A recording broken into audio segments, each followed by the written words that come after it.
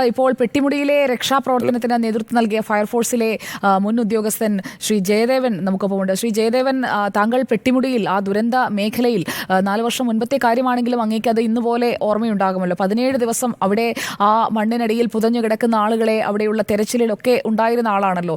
ഇപ്പോഴത്തെ ഈ ഷിരൂരിലെ സംഭവം കാണുമ്പോൾ അങ്ങേക്ക് എന്താണ് തോന്നുന്നത്? ആ മണ്ണിനടിയിൽ അർജുൻ സർവൈവ് ചെയ്യാനുള്ള സാധ്യതകൾ എത്രത്തോളമുണ്ട് അങ്ങയുടെ ഒരു അനുമാനം അനുസരിച്ച്? നമസ്കാരം. ഞാൻ രാവിലെ മുതലേ ഇത് കണ്ടുകൊണ്ടിരിക്കുകയാണ്. തീർച്ചയായിട്ടും എൻ്റെ ഒരു നിഗമനം വെച്ച് നോക്കുകയാണെങ്കിൽ ഇതൊരു ട്രയാങ്കിൾ മെത്തേഡിൽ സമാന്തരമായിട്ട് ഒരു റെസ്ക്യൂ ഓപ്പറേഷൻ സമാന്തരമായിട്ട് തന്നെ നടന്നു പോകണം. ട്രയാങ്കിൾ മെത്തേഡ് എന്ന് പറയുന്നത് നമുക്കിപ്പോൾ ഒരു പ്ലാറ്റ്ഫോം ശരിക്കും നമുക്ക് കിട്ടിയിട്ടുണ്ട്. സാധാരണ മണ്ണിടിച്ചിൽ നിന്നും എൻ്റെ അനുഭവം വെച്ച് നോക്കുമ്പോൾ സാധാരണ വളരെ വ്യത്യസ്തമാണ്. കാരണം ഒരു റോഡ് നിരപ്പുണ്ട്. നമുക്ക് അവിടെ നിന്ന് സമാന്തരമായിട്ട് ഒരു ഓപ്പറേഷൻസ് കൂടി ഇതിൽ കിട്ടിയാൽ നമുക്ക് അതിനടുത്തായിട്ട് ഈ വാഹനത്തിനടുത്തോട്ട് എത്തിച്ചേരാൻ സാധിക്കുമെന്നുള്ളതാണ് എൻ്റെ ഒരു നിഗമനം. കാരണം ഇപ്പോൾ ചെയ്യുന്ന പ്രവൃത്തി നടന്നോട്ടെ, പക്ഷെ ഇന്ന് അപ്രതീക്ഷിതമായിട്ടൊരു മഴ വന്നു കഴിഞ്ഞാൽ ഈ ചെയ്ത പ്രവൃത്തികളെല്ലാം വിഫലമാകും. കാരണം അതിനകത്തേക്ക് മണ്ണ് വന്ന് മൂടിപ്പോകാനുള്ള സാധ്യതയുണ്ട്. പിന്നെ ഒന്നേന്ന് തുടങ്ങേണ്ടി വരും. അപ്പോൾ ഈ ട്രയാങ്കിൾ മെത്തേഡ് ആണ് എങ്കിൽ പിന്നീട് വരുന്ന ഒരു ലാൻഡ് സ്ലൈഡിനെ നമുക്ക് പേടിക്കേണ്ടതില്ല. കാരണം ഈ രണ്ടു വശത്ത് നിന്നും മണ്ണെടുത്ത് മാറ്റിയതിന്റെ ഒരു സപ്പോർട്ട് നമുക്ക് കിട്ടും എന്നാണ് എൻ്റെ ഒരു നിഗമനം. തീർച്ചയായിട്ടും ഇപ്പോൾ രാവിലെ മുതൽ ഞാനിത് കണ്ടുകൊണ്ടിരിക്കുകയാണ്. ഞങ്ങളുടെ മേൽ അധികാരികളെയൊക്കെ വിളിച്ച് വിവരങ്ങളൊക്കെ ധരിപ്പിക്കുകയുണ്ടായി. ഈ കറക്റ്റ് ലൊക്കേഷൻ കണ്ടെത്തിയത് തന്നെ വലിയ കാര്യം. ഇനി നമുക്ക് ഈ ട്രയാങ്കിൾ മെത്തേഡിൽ മുന്നോട്ട് പോകുക എന്നുള്ളതാണ്. ഇപ്പോൾ നടക്കുന്ന പ്രവൃത്തി അവിടെ ഒരു പോണ്ട് പോലെ കുഴിക്കുന്നത് കുഴിച്ചോട്ടെ, പക്ഷെ സമാന്തരമായിട്ട് പെട്ടിമുടിയെ സംബന്ധിച്ച് നോക്കുമ്പോൾ ഇവിടെ എക്യുപ്മെന്റ്സിന്റെ കുറവുകൾ ധാരാളം കാണുന്നുണ്ട്. കാരണം ഒരു മാൻ പവറിനേക്കാൾ ഇവിടെ വേണ്ടത് ഹെവി എക്യുപ്മെന്റ്സ് ഹിറ്റാച്ചികളാണ്. ആ മണ്ണുകൾ ആ ലാൻഡ് സ്ലൈഡിൽ സംഭവിച്ചിരിക്കുന്ന ചെളികളെല്ലാം അപ്പ കോരി മാറ്റി നമ്മൾ മുന്നോട്ട് കുതിക്കുക കൂടി വേണമെന്നുള്ളതാണ് എൻ്റെ ഒരു നിഗമനം. ശ്രീ ജയദേവൻ, അവിടെ ആദ്യം എത്തിച്ചത് അപകടം നടന്ന് ആദ്യത്തെ മണിക്കൂറുകൾ വളരെ പ്രധാനമാണെന്ന് അങ്ങേക്ക് അറിയാമല്ലോ. അപകടം നടന്നാൽ ഉടൻ തന്നെ നമ്മൾ രക്ഷാപ്രവർത്തനം തുടരാറുണ്ട്. ജീവന്റെ ഒരു തുടിപ്പെങ്കിലും ഉണ്ടെങ്കിൽ, ഒരു മൃഗമാണെങ്കിൽ പോലും ആ മണ്ണിനടിയിൽ ഉണ്ടെങ്കിൽ അത് പുറത്തെത്തിക്കുക എന്നുള്ളതാണ് നമ്മൾ എപ്പോഴും മുൻകൈ എടുക്കുന്നത്. പെട്ടിമുടിയിലടക്കം അത്തരം ദൃശ്യങ്ങൾ നമ്മുടെ മുന്നിലേക്ക് വന്നതാണ്. ഇവിടെ നോക്കൂ, സംഭവം ഉണ്ടായത് 16-ാം തീയതി രാവിലെയാണ്, 8:45 ആ പകൽ. അതിനടുത്ത 2 ദിവസങ്ങൾ. അപ്പോഴൊക്കെ അവിടെ വന്നത് 2 JCBകൾ മാത്രമാണ്. ഹിറ്റാച്ചി ഒന്നും അവിടേക്ക് കൊണ്ടുവന്നതായി മനസ്സിലാക്കുന്നതേയില്ല. 2 യന്ത്രങ്ങൾ മാത്രം. 3-ാം ദിവസം 4 JCBകൾ അവിടെ എത്തുന്നു.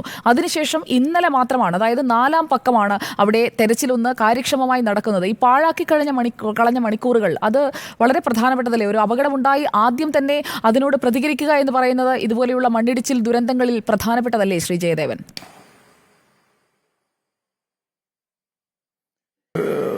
തീർച്ചയായിട്ടും. പക്ഷെ അതിനകത്ത് ഞാൻ മനസ്സിലാക്കുന്നിടത്തോളം നമ്മുടെ കേരളത്തിലും പിന്നെ നോർത്ത് ഇന്ത്യകളിൽ ഉണ്ടാകുന്ന മാതിരിയുള്ള ഒരു ലാൻഡ് സ്ലൈഡ് അല്ലെങ്കിൽ ഒരു ഉരുൾപൊട്ടൽ ഈ നമ്മുടെ അയൽ സംസ്ഥാനങ്ങളായ തമിഴ്നാട്, കർണാടക, ആന്ധ്ര ഇങ്ങനെയുള്ള വളരെ വിരളമാണ്. നമുക്ക് പല കാലാവസ്ഥകൾ പരിശോധിച്ചാലും വളരെ കുറഞ്ഞ രീതിയിലാണ്. പക്ഷെ അവർ എന്ത് ചെയ്യണം, എങ്ങനെ ഇതിനകത്ത് ഈ ദുരന്തത്തെ എങ്ങനെ അഭിമുഖീകരിക്കണം എന്നുള്ളൊരു പോരായ്മ അവിടെ കാണുന്നുണ്ട്. നമുക്കൊരു അയൽ സംസ്ഥാനത്തിന് നമുക്കൊരിക്കലും കുറ്റം പറയാനോ കുറച്ച് കാണാനോ സാധിക്കുകയില്ല.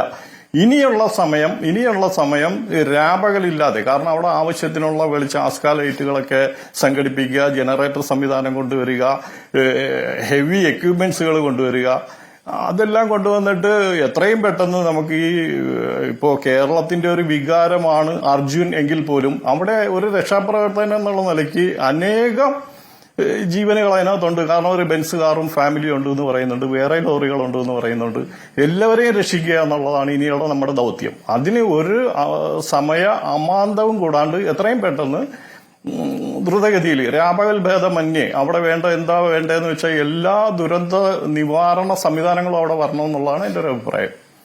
ഇപ്പോഴവിടെ NDRF ഉണ്ട്, അതുപോലെ തന്നെ നേവിയുടെ ടീമുണ്ട്, വോളണ്ടിയേഴ്സ്, ട്രെയിൻഡ് വോളണ്ടിയേഴ്സ് എന്നാണ് അവർ പറയുന്നത്. അതോടൊപ്പം തന്നെ പോലീസ് ഉണ്ട്. അങ്ങനെ സംയുക്തമായ ഒരു രക്ഷാപ്രവർത്തനമാണ് നടക്കുന്നത്. പക്ഷേ താങ്കൾ ആദ്യം പറഞ്ഞ കാര്യം, അതായത് മതിയായ സംവിധാനങ്ങൾ അവിടെ ഏർപ്പെടുത്തുന്നുണ്ടോ എന്നത്. മെറ്റൽ ഡിറ്റക്ടർ കഴിഞ്ഞ ദിവസം കൊണ്ടുവരുന്നു, പക്ഷേ പ്രത്യേകിച്ച് പ്രയോജനമൊന്നും ഉണ്ടാകുന്നില്ല. ഇന്ന് കൊണ്ടുവന്നത് ഗ്രൗണ്ട് പെനട്രേറ്റിംഗ് റഡാറാണ്. GPR ഉപയോഗിച്ചുള്ള ആദ്യ പരിശോധനയിൽ ഒന്നും കിട്ടുന്നില്ല. അതിനുശേഷം ഉച്ചയ്ക്ക് ശേഷം നടത്തിയ പരിശോധനയിൽ കല്ലും മണ്ണും അല്ലാതെ മറ്റെന്തോ വസ്തുവുണ്ട് എന്നതാണ് അവിടെ ഇപ്പോൾ വ്യക്തമായിരിക്കുന്ന കാര്യം. അതിൽ പിടിച്ചാണ് അവിടെ തെരച്ചിൽ നടക്കുന്നത്. GPS പൊസിഷനിലൂടെ ഒരു വാഹനമുണ്ട് എന്ന് കണ്ടെത്തിയിട്ടുണ്ടെങ്കിൽ ആ ഭാഗത്തെ മണ്ണ് നീക്കുക എന്നതിനായിരുന്നില്ലേ പ്രയോറിറ്റി കൊടുക്കേണ്ടിയിരുന്നത്?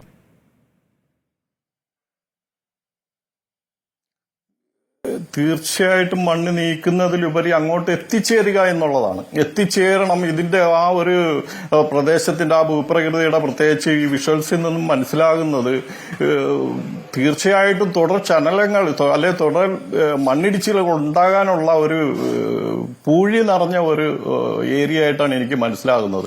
തീർച്ചയായിട്ടും അപ്പോൾ രക്ഷാപ്രവർത്തകരുടെ സുരക്ഷിതത്വം കൂടി ഇതിനകത്ത് സംരക്ഷിക്കേണ്ടതായിട്ടുണ്ട്. അത് ആ ഒരു ജാഗ്രതയോടുകൂടി തീർച്ചയായിട്ടും ഇത് നമുക്കിത് ഞാൻ ആദ്യമേ പറഞ്ഞതുപോലെ തന്നെ ഒരു പ്ലാറ്റ്ഫോം നമുക്ക് കിട്ടിയിട്ടുണ്ട്. അവിടുന്ന് സാധാരണ നമ്മുടെ കേരളത്തിലെ മണ്ണിടിച്ചിലുകളെ അപേക്ഷിച്ച് ഈ മലയുടെ അഗാധ ഗർത്തങ്ങളിലേക്ക് ഒലിച്ചു പോകുന്ന സംവിധാനങ്ങളൊക്കെ ഇവിടെ ഇല്ല.